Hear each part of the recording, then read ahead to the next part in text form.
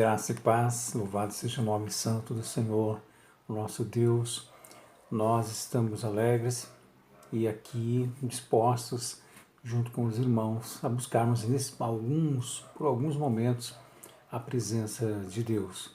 Nós vamos orar agora, agradecendo a Deus por tudo aquilo que Ele tem feito em nossas vidas. Louvado seja o nome santo do Senhor.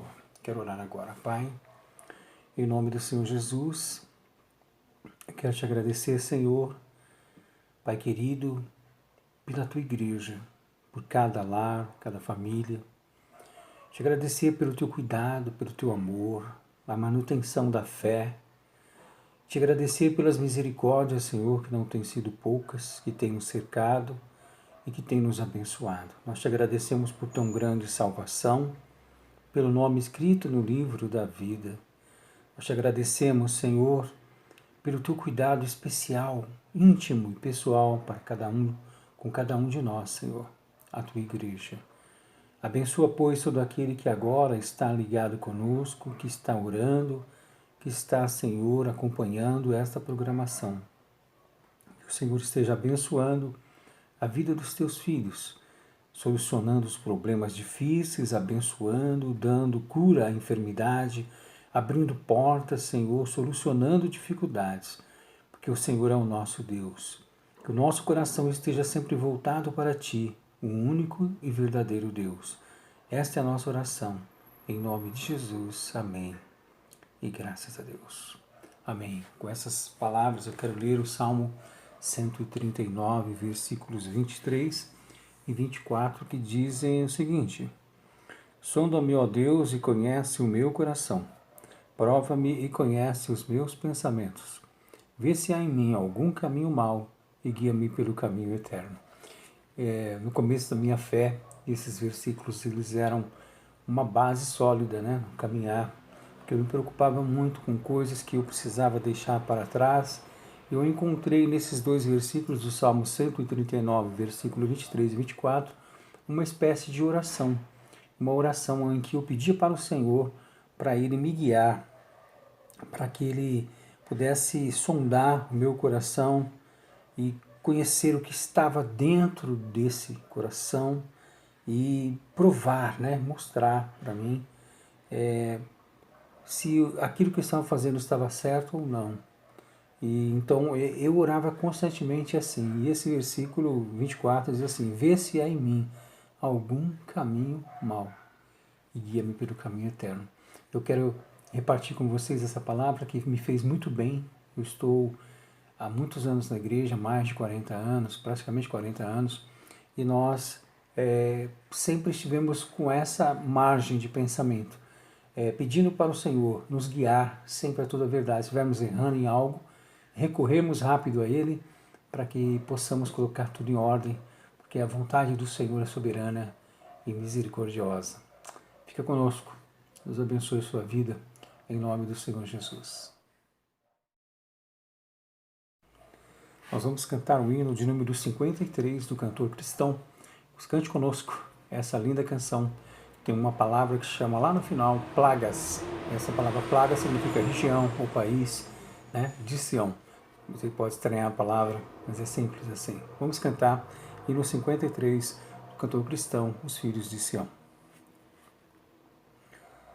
Ó filhos de Sião, honrai o Rei dos Reis, louvores altos lhe cantai, louvores altos lhe cantai, guardai as santas leis, guardai as santas leis. Sião é a nossa santa e gloriosa cidade, também perene morada dos crentes em nosso Jesus. Os que do mundo são, a Deus não dão louvor. mas filhos do celeste Rei, mas filhos do celeste Rei, louvai ao Salvador, louvai ao Salvador. Sião é a nossa santa e gloriosa cidade, também perene morada dos crentes em nosso Jesus.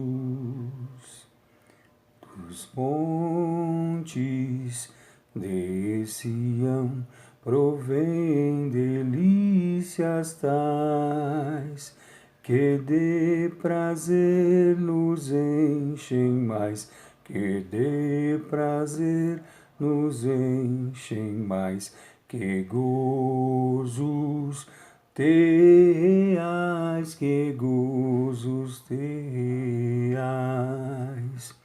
Sião é a nossa santa e gloriosa cidade, também perene morada dos crentes em nosso Jesus. Ó, venham louvar os que seus filhos são, se ergam já a demandar, se ergam já a demandar as plagas de Sião, as plagas de Sião. Sião é a nossa santa e gloriosa cidade, também perene morada dos crentes em nosso Jesus. Aleluia! Aqueles que são filhos do Senhor devem louvar.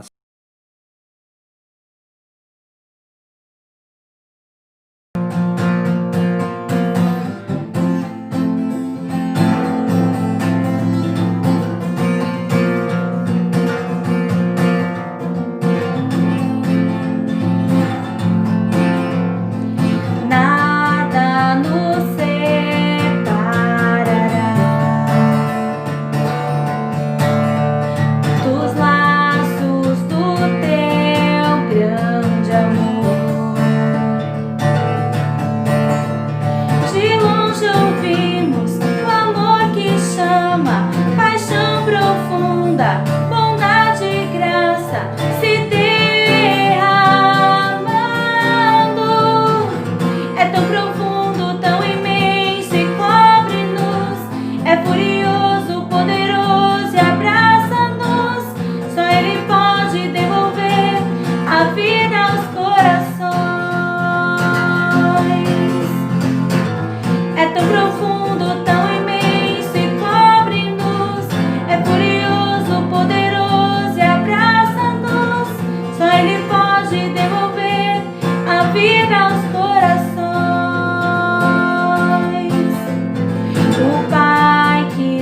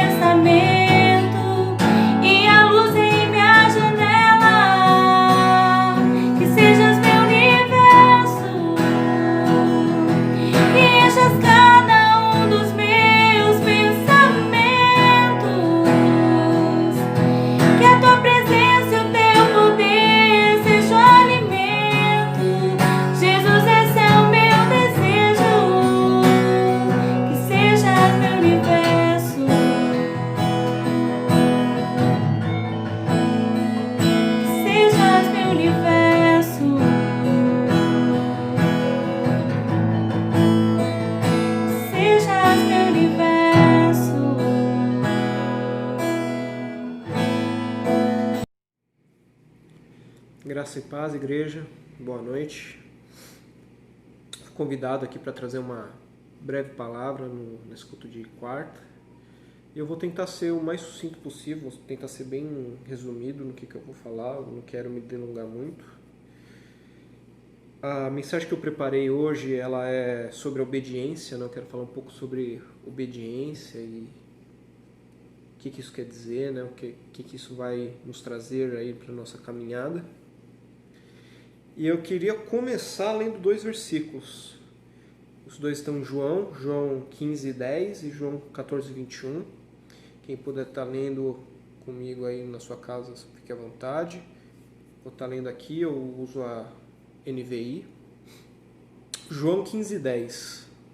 Se vocês obedecerem aos meus mandamentos, permanecerão no meu amor, assim como tenho obedecido aos mandamentos de meu Pai, e em seu amor permaneço. João 14:21. Aquele que tem os meus mandamentos e os guarda, esse é o que me ama. E aquele que me ama será amado de meu Pai, e eu o amarei e me manifestarei a ele.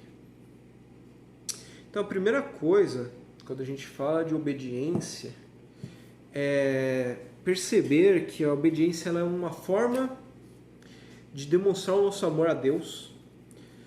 Quando nós obedecemos a Deus, nós estamos demonstrando que os caminhos dele, que a vontade de Deus, que nós reconhecemos que essa vontade é melhor. Que é isso que nós almejamos e que nós reconhecemos que a vontade de Deus ela é soberana na nossa vida, é ela que vai ditar os nossos caminhos, né? E tem um super resumo do que são esses mandamentos que nós devemos ter nesse primeiro versículo de João 15. João 15, a gente leu 10, no João 15:12 ele vai falar o seguinte: o meu mandamento é este, amem-se uns aos outros como eu os amei. E aqui Jesus então ele resume todo o seu ministério, tudo que ele tinha falado, todos os 4 evangelhos, tudo que ele tem ali, ele consegue resumir em uma frase, que é amem-se uns aos outros como eu os amei. Só que é curto, né? É uma coisa muito, muito breve, só que é talvez mais difícil de conseguirmos, né? Quando a gente fala então que devemos amar os outros como Jesus amou, a gente tem que ver então como Jesus amava as pessoas. E um dos relatos na Bíblia que nós temos é da mulher adúltera, que foi surpreendida em adultério, né? Em João 8. Começando aqui do 3. João 8:3. Os mestres da lei e os fariseus trouxeram-lhe uma mulher surpreendida em adultério, fizeram-na ficar em pé diante de todos e disseram a Jesus: Mestre, esta mulher foi surpreendida no ato de adultério. Na lei de Moisés, ele nos ordena apedrejar tais mulheres. E o Senhor que diz? Eles estavam usando essa pergunta como uma armadilha a fim de terem uma base para acusá-lo. Mas Jesus inclinou-se e começou a escrever no chão com o dedo. Visto que continuavam a interrogá-lo, ele se levantou e lhes disse: Se algum de vocês estiver sem pecado, seja o primeiro a tirar a pedra. Inclinou-se novamente e continuou escrevendo no chão. Os que ouviram foram saindo um de cada vez, começando com os mais velhos, Jesus ficou só com a mulher em pé diante dele. Então Jesus pôs-se de pé e perguntou-lhe: Mulher, onde estão eles? Ninguém a condenou? Ninguém, Senhor, disse ela. Declarou Jesus: Eu também não a condeno, agora vá e abandone sua vida de pecado. Esse daqui é um ótimo relato de como nós devemos amar as pessoas e de como que nós devemos então obedecer esse mandamento que a gente leu anteriormente. A primeira coisa que a gente pode ver aqui é aceitação. Jesus ele aceitou aquela pessoa como ela era. Isso é muito importante porque no mundo onde a gente vive, na nossa atualidade, a gente vai ver que ninguém aceita a opinião de ninguém, ninguém aceita o jeito de ninguém. Isso daí é a coisa mais comum que tem. Eu não aceito o jeito de fulano, eu não vou andar com aquele cara é um marginal, aquele lá é um maconheiro, bandido, o outro não gosta daquele cara por causa da opinião política que ele tem, por causa do time que ele segue. E isso já é uma barreira a cumprir o mandamento que Deus nos ordenou. Se você é cristão, você não pode agir dessa forma. Você tem que entender que você tem que aceitar as pessoas com as opiniões dela, do jeito que elas são. Isso não quer dizer que Jesus ele passou um pano, né? Que Jesus aceitava o pecado dela. Ele chegou e falou, olha, eu também não condeno, vai e não peques mais. Mas é muito interessante, principalmente no final aqui desse relato, nessa versão não está, mas em algumas, talvez até que você está lendo, vai ter que os mais velhos e os mais novos, quando eles saíram, eles foram acusados pela sua própria consciência. Cara, não é você que vai enchendo o saco de alguém convencer essa pessoa do pecado. É a própria consciência dela. A nós o que cabe é orarmos por essa pessoa, testificarmos o caminho de Jesus com a nossa vida, ou seja, com as nossas atitudes. Quando a gente vive verdadeiramente o Evangelho, quando a gente tenta viver esse Evangelho, tentamos obedecer às leis de Deus, né, os mandamentos que Ele nos dá, pela nossa vida, as pessoas vão poder olhar e falar, não, aquilo lá é uma coisa que eu quero ser, aquilo lá é uma pessoa que eu quero ser, é aquilo que eu quero. Não é falando na cabeça de alguém, chegando com 20 versículos que diz a minha religião condena o seu pecado, então você tem que mudar. É verdadeiramente vivendo, sendo um exemplo e orando por essa pessoa. E um outro ponto importante desse amor também é que era uma mulher adúltera, pela lei dos judeus, pela lei de Moisés, ela estava em pecado. E mesmo assim, o amor de Jesus alcançou ela. Por quê? Porque quando devemos amar as pessoas como Jesus amou, a gente tem que entender que a gente tem que amar uma pessoa não porque ou por causa de alguma coisa, mas apesar de. O que eu quero dizer com isso? Porque é muito fácil você amar uma pessoa porque ela é legal, porque você se sente bem falando com ela, porque é uma pessoa que você admira, porque é uma pessoa bonita, porque é uma pessoa educada. É muito fácil. Mas se você amar uma pessoa apesar de alguma coisa, é que começa a ficar difícil e é onde começa o amor de Deus. Por quê? Quando você ama uma pessoa apesar dela ser chata, quando você ama uma pessoa apesar de não ser o estilo que você gosta, quando você ama uma pessoa apesar de vocês não concordarem em nada, esse vai ser aí o caminho, o início do amor de Cristo que você pode ter por essa vida. E eu sei que é difícil. E felizmente Deus também sabe, porque invariavelmente nós vamos errar, mas com o sacrifício de Cristo Ele nos concedeu aí o dom da graça. O amor de Cristo, por meio do seu sacrifício, Ele nos concedeu essa que talvez seja a maior dádiva que nós podemos ter e que é imerecida, né? Como muitos louvores falam, né? Imerecida graça, porque a gente vai errar invariavelmente.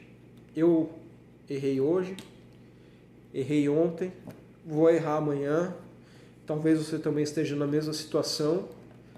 Só que o que não pode acontecer é nós deixarmos esse erro nos acusar e impedir que ele continue, e impedir a nossa caminhada com Cristo, a nossa caminhada rumo ao alvo que é Cristo. Então quando a gente erra, a gente tem que reconhecer, eu errei, tenho que ver se eu consigo tirar alguma lição, algum aprendizado desse erro, para tentar não errar mais, e aceitar a graça de Deus, e falar, ok, vou tentar não errar mais, obrigado Senhor pelo seu perdão, pela sua graça, bola para frente, segue o jogo. Né? Porque quando a gente começa a errar, a gente começa a ter cada vez mais vontade, mais vergonha, na verdade, de orar, de se comunicar com Deus, de ler uma Bíblia. E isso acaba sendo uma bola de neve que cada vez mais vai crescendo, e aí quando você vê, você já fala, eu não sou merecedor. E a realidade é que ninguém é merecedor.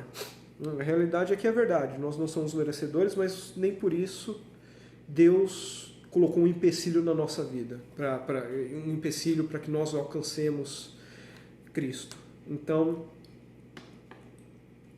cabe a nós aceitarmos esse aprendizado e seguirmos em frente.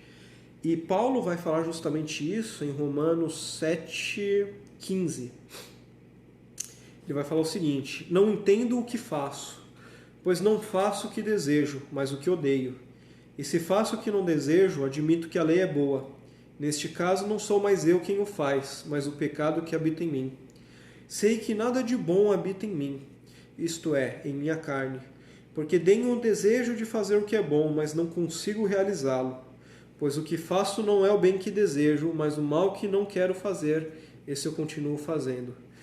Ora, se não faço o que não quero, já não sou eu mais quem faz, mas o pecado que habita em mim. Até aqui tá legal. Esse daqui eu acho que é um dos versículos, dos capítulos que eu mais gosto da Bíblia, porque, quem está escrevendo isso é Paulo, que se você já tem algum tempo na igreja, no templo, que se você estuda a Bíblia, você já deve ter lido alguma coisa sobre ele, e você vai ver que os apóstolos, eles faziam um monte de milagres, você fala, nossa, esses caras eram muito santos, eles eram muito bons, eles eram muito usados, eles viviam aquilo.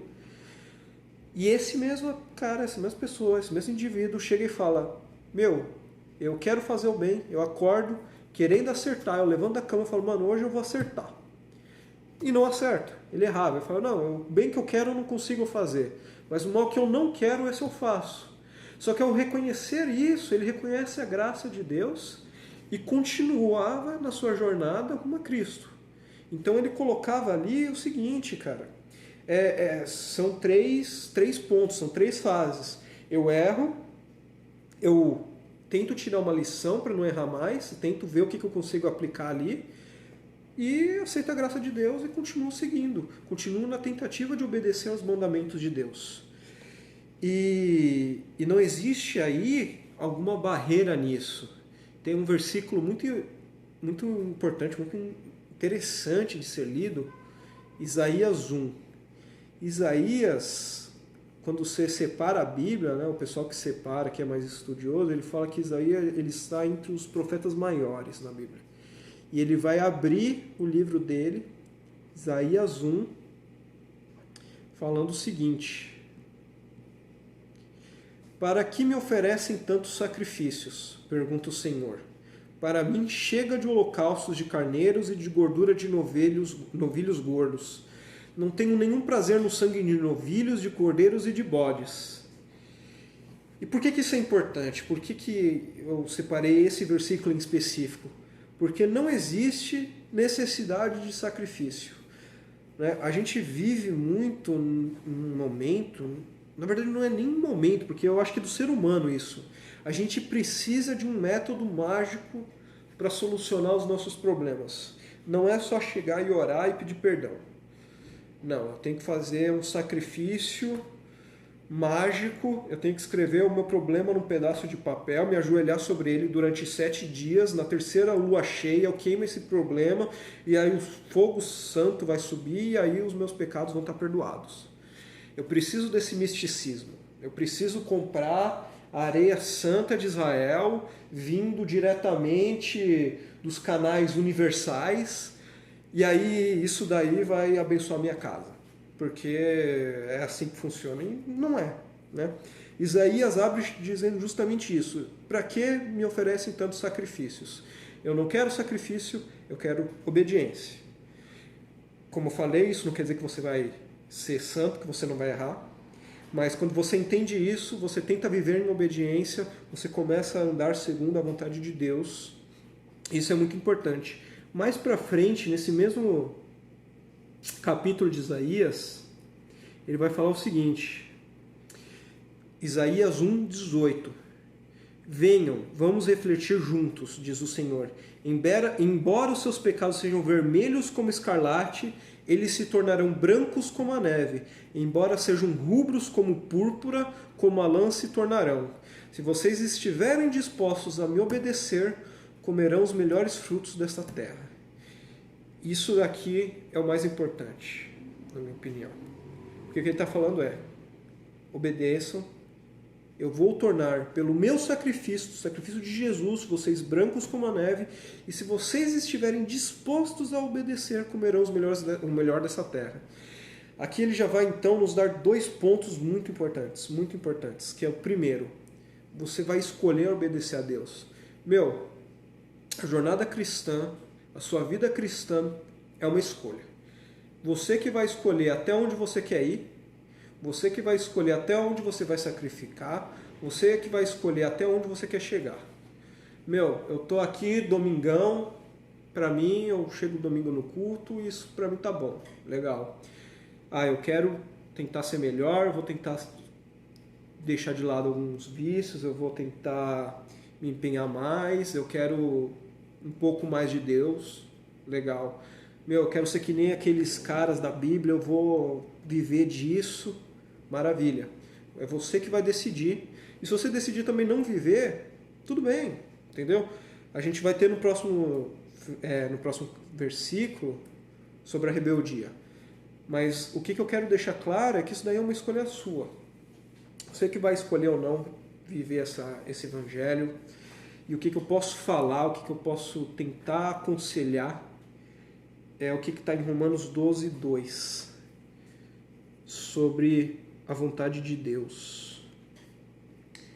Não se amoldem ao padrão deste mundo, mas transformem-se pela renovação da sua mente, para que sejam capazes de experimentar e comprovar a boa, agradável e perfeita vontade de Deus. Se a gente pegar o que a gente leu em Isaías, com isso a gente vai entender o seguinte: quando a gente obedece a Deus, a gente vai experimentar, a gente vai comprovar a boa, agradável e perfeita vontade de Deus.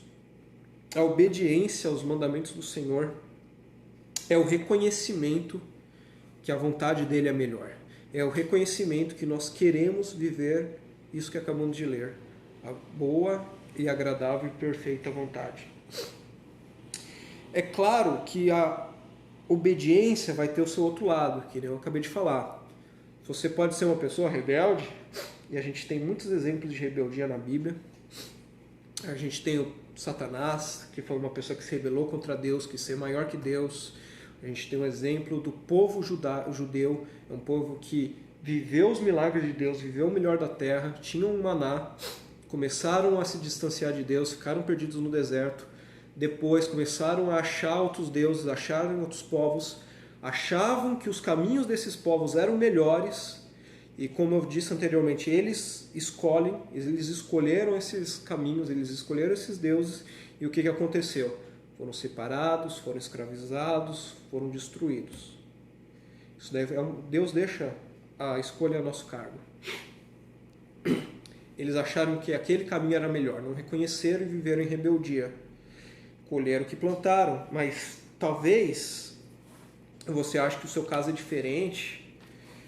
E como eu falei no começo, não sou eu que vou falar para você não fazer Y, para você não fazer X. Isso daí é a sua consciência que vai te falar o que você deve fazer, se aquilo é pecado, se aquilo te incomoda ou não. Então, a gente tem que tentar evitar essa rebeldia, a gente tem que tentar evitar se separar do caminho de Deus. E a gente, quando obedece então esse caminho, quando a gente reconhece a vontade de Deus nas nossas vidas, nós vivemos esse evangelho, nós vivemos esse amor, e aí a gente vai verdadeiramente crescer nessa jornada aí que a gente tem. Eu quero deixar muito claro, eu acho que, se você quer pular tudo isso que eu falei até agora, eu acho que o mais importante que você pode levar dessa mensagem é o seguinte: a gente tem que obedecer a Deus, os mandamentos que Ele nos deu, porque nós temos que amar as pessoas, porque devemos viver como Ele viveu. E quando obedecemos a Deus, nós estamos reconhecendo que os caminhos dele é melhor. Isso não quer dizer que nós não vamos errar, nós vamos errar. Mas aqui, como Paulo diz, pela renovação do nosso entendimento, a gente vai comprovar a vontade de Deus. Então, pela renovação do nosso entendimento, a gente vai errar, vai aprender com esse erro e vai tentar mudar a nossa forma de pensar, a nossa forma de agir. E aí a gente vai se arrepender e vamos continuar a jornada. Entendeu? A gente não pode deixar isso nos impedir. E se você escolheu, em algum momento da sua vida, ou se você continua escolhendo o seu próprio caminho, não tem problema. Na minha opinião, é a sua consciência que vai te trazer para Cristo. Eu acho que a parábola do filho pródigo ilustra isso perfeitamente. Ele achou que o mundo era melhor, ele foi para o mundo, ele foi, pediu a sua parte na herança e saiu. Se arrependeu e voltou para Cristo. E aí é o que eu falei. Ele chegou para o pai dele, pediu perdão e ele viveu junto com o pai dele depois disso. Não tinha aí uma magia, não tinha aí um sacrifício específico, não tinha aí um ritual que ele tinha que seguir. Ele lembrou dos caminhos de Deus, ele lembrou dos caminhos do pai dele e foi de encontro a ele. E é isso que nós devemos fazer se um dia nós nos encontrarmos nessa situação. Senhor, perdão pelos meus erros, me dei forças para não errar mais e segue o jogo. O que eu tinha para falar é isso. Desejo a todos uma boa semana. Espero que de alguma forma isso daí ajude no conhecimento de cada um de vocês, que isso daí possa ajudar na caminhada de cada um. Um abraço, boa semana. Glória a Deus. Depois desta palavra, nós queremos agradecer a Deus pela vida de cada um de vocês, para que possam vivê-la, interpretá-la com discernimento do Senhor e praticar para a glória do Senhor. Eu quero orar agora. Senhor, nós te agradecemos por cada vida que agora, Senhor, meu Deus, acabou de ouvir a Tua palavra, que o Senhor esteja abençoando, que possam guardar e praticar esta palavra, e o Senhor possa ser com cada um, no nome do Senhor Jesus. Eles sejam mais do que vencedores em Cristo Jesus, que o Senhor possa fortalecer e abençoar. Ó Deus querido, é o nosso desejo, a nossa oração, que o Senhor dê, Pai querido, a paz necessária e o discernimento a cada coração, em nome de Jesus. Amém. E graças a Deus. Deus abençoe a sua vida, e o Senhor te encha de alegria e de paz, no nome de Jesus. Coloque a mão sobre o seu coração, receba a bênção do Senhor. A graça de nosso Senhor e Salvador Jesus Cristo, e o amor de Deus que excede todo entendimento, e as doces consolações do Espírito Santo de Deus, seja com esta igreja, hoje e para todo sempre. A igreja do Senhor diga amém. Deus abençoe os amados irmãos, fiquem na paz do Senhor Jesus, e nos vemos no culto de oração na sexta-feira pelo Zoom e domingo pela manhã no templo grande culto do Senhor, no nome de Jesus. Nós aguardamos todos aqueles que vão dar o nome e vão estar conosco neste próximo domingo às 9h30 da manhã. Deus te abençoe e te guarde, tenha misericórdia de ti e te dê a paz. Até lá, no nome do Senhor Jesus, receba o nosso abraço. Deus te abençoe ricamente, em nome de Jesus. Glória a Deus.